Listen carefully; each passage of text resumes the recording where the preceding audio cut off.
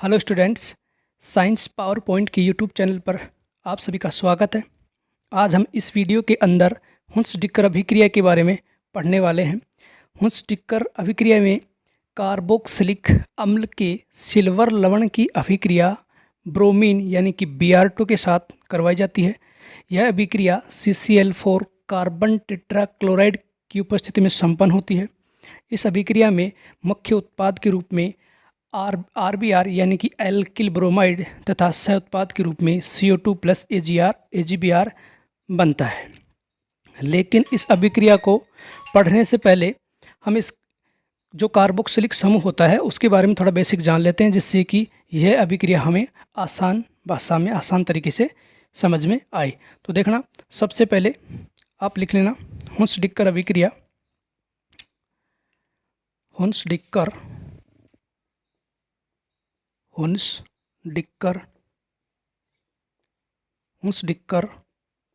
Reaction, Hindi में लिख लेना हुंस-डिक्कर अभिक्रिया।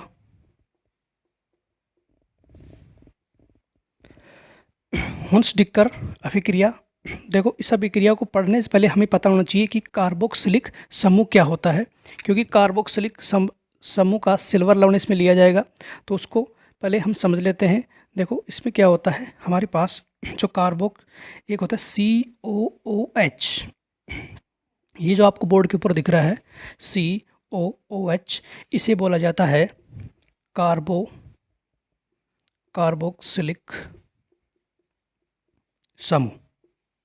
कार्बोक्सिलिक समूह बोला जाता है। और यहाँ पर हम H या R जोड़ सकते हैं। देखो, ये एक संयोजकता इसकी खाली है, यहाँ पर हम R जोड़ सकते हैं। R यहाँ क्या है, R हमारे पास है एल्काइल ग्रुप। हिंदी में लिखें तो एल्किल समूह। एक बार फिर से सुनना, यहाँ जो COOH आपको दिखाई दे रहा है, इसे बोला जाता है कार्बोक्सिलिक समूह, कार्बोक्सिलिक ग्रुप बोला जाता है। और यहाँ इसकी जो एक संयोजकता जो खाली है, यहाँ पर मैंने R जोड़ा है। R क्या है, एल्किल ग्रुप यानी एल्किल समूह है। तो इसमें क्या किया जाता है, हम इस H को हटा देते हैं। हटाने के बाद में यहाँ जोड़ दिया जाता है, यहाँ क्या जोड़ेंगे,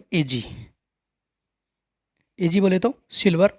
तो देखो, हमें जो ये प्राप्त हुआ है, इसे ही बोला जाता है कार्बोक्सिलिक अम्ल का सिल्वर लवण। मैंने ये इसलिए बताया है क्योंकि बेसिक आपको जानना ज़रूरी है कि ये कहाँ से आया है। यहाँ से देखो, कार्बोक्सिलिक समूह था, इसमें से H को हटाएंगे, H को हटाकर Ag लगाएंगे, यानी कि सिल्वर लगा दिया जाता है। जो अब हमें प्राप्त हुआ है, इसे बोला जाता है कार्बोक्सिलिक अम्ल का सिल्वर लवण। तो अब देखो, इसको पहले सबसे पहले इस अभिक्रिया की हम परिभाषा लिखेंगे, फिर इसको समझते हैं।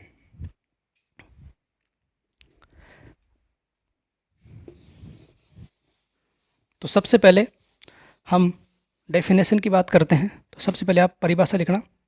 इसमें क्या होता है, लिखो, जब कार्बोक्सिलिक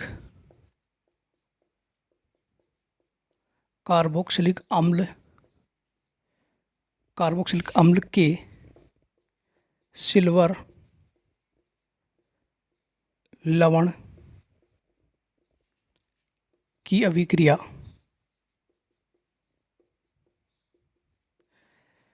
कार्बोक्सिलिक अम्ल के सिल्वर लवण की अभिक्रिया ब्रोमीन के साथ CCl4 कार्बन टेट्राक्लोराइड की उपस्थिति में CCl4 की उपस्थिति में करवाई जाती है। तो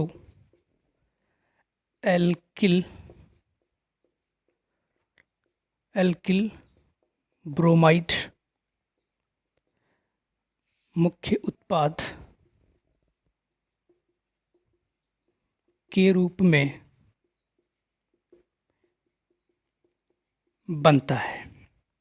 फिर से सुनना, इस अभिक्रिया में क्या होगा कि कार्बोक्सिलिक अम्ल का सिल्वर लवण लेंगे, इस सिल्वर लवण की अभिक्रिया करवाएंगे ब्रोमीन के साथ CCl4 की उपस्थिति में करवाई जाती है तो हमें जो एल्किल ब्रोमाइड जो मुख्य उत्पाद जो मिलता है वो क्या मिलता है, एल्किल ब्रोमाइड मिलता है। इसे क्या कहते हैं, हुंस-डिक्कर अभिक्रिया कहते हैं। इसे हुंस-डिक्कर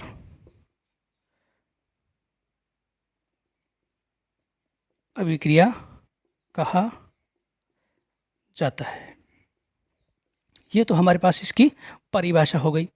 इसके बाद में डेफिनेशन के बाद में देखो किस तरीके से लिखेंगे इसको, तो देखना इसको समझना। हमें लेंगे कार्बोक्सिलिक अम्ल का सिल्वर लवण, इस तरीके से लिया RCOOAG। ये मैंने आपको बता दिया कहाँ से आया है। कार्बोक्सिलिक समूह में एक H को हटाकर Ag जोड़ दिया तो ये हो गया कार्बोक्सिलिक अम्ल का सिल्वर लवण। इसे बोला जाता है कार्बोक्सिलिक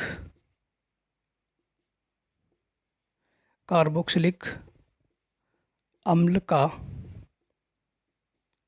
सिल्वर लवण। इसकी अभिक्रिया किसके साथ करवाएंगे हम, ब्रोमीन के साथ, यानी कि Br2। यह जो अभिक्रिया होगी वो CCl4 कार्बन टेट्राक्लोराइड की उपस्थिति में संपन्न होती है। तो देखो यहाँ से क्या होता है, यहाँ से ये एल्किल समूह और यहाँ का एक Br क्या बनेगा, एक R और यहाँ से एक Br, तो क्या बन गया R और यहाँ से Br, RBr प्लस में देखना CO2, यानी कि यहाँ से CO2 गैस बाहर निकलेगी CO2 और प्लस में देखो ये हो गया तो यहाँ एक Ag यानी कि सिल्वर और यहाँ का एक Br क्या बन गया AgBr। यहाँ जो बना है ये मुख्य उत्पाद है, मुख्य उत्पाद। आप मेन प्रोडक्ट लिख सकते हैं, मेन प्रोडक्ट। ये हमारे पास जो मिले हैं इनको बोला जाता है सह उत्पाद। इंग्लिश में से साइड प्रोडक्ट बोल सकते हैं, साइड प्रोडक्ट। यही हमारे पास हुंस-डिक्कर अभिक्रिया है। इस अभिक्रिया को हम आगे एग्जाम्पल की सहायता से और समझने की कोशिश करते हैं। तब तक के लिए आप इसका स्क्रीनशॉट ले सकते हैं, इसकी परिभाषा और ये इस प्रकार से रिएक्शन। तो दोस्तों आपने इसका स्क्रीनशॉट ले लिया होगा।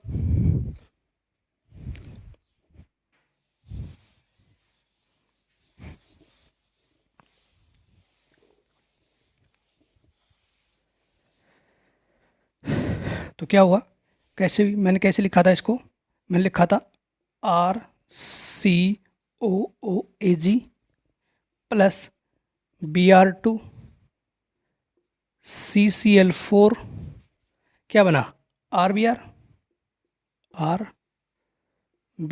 प्लस CO2 प्लस Ag, एक Br यहाँ तो AgBr। अब देखो यहाँ जो R है, R के स्थान पर आप क्या ले सकते हैं, R के स्थान पर ले सकते हो आप CH3 या ले सकते हो आप C2H5। तो और भी अभिक्रिया को एक्सप्लेन करने के लिए मान लीजिए मैंने R के स्थान पर क्या लिया CH3। तो देखो और एग्जांपल लेना चाहें तो R के स्थान पर क्या ले CH3। तो देखो इस R के स्थान पर, यानी जो R है इसको एल्किल समूह बोला जाता है। इस एल्किल समूह के स्थान पर ये लिया जा सकता है या C2H5 आप ले सकते हैं। तो देखो R के स्थान पर मैंने ये ले लिया CH3। देखो यहाँ लिखा CH3 COOAG plus Br2 CCl4 क्या बनेगा, देखो R Br था, यानी R और Br, तो यहाँ क्या लिया CH3 और Br, तो ये बन गया CH3 Br प्लस बाकी का वही CO2 प्लस में AgBr। ये हो गया इसका एग्जाम्पल। एक और एग्जाम्पल ले सकते हैं अपन इसको समझने के लिए, एक और एग्जाम्पल लेंगे। तो देखो क्या लूँ, R यानी एल्किल समूह R के स्थान पर मैं क्या ले सकता हूँ, ये ले सकता हूँ, ले लो C2H5 COOAG plus Br2 CCl4 क्या बनेगा, देखो R के स्थान पर मैंने C2H5 एथिल समूह लिया है तो यहाँ क्या आ जाएगा, इसके स्थान पर C2H5 Br plus CO2 plus AgBr। इस प्रकार से हम अनेक एग्जाम्पल लेकर के इस अभिक्रिया को आसान तरीके से समझ सकते हैं। यदि ये वीडियो आपको पसंद आया है तो इसे लाइक करना, शेयर करना और चैनल को सब्सक्राइब करना। धन्यवाद।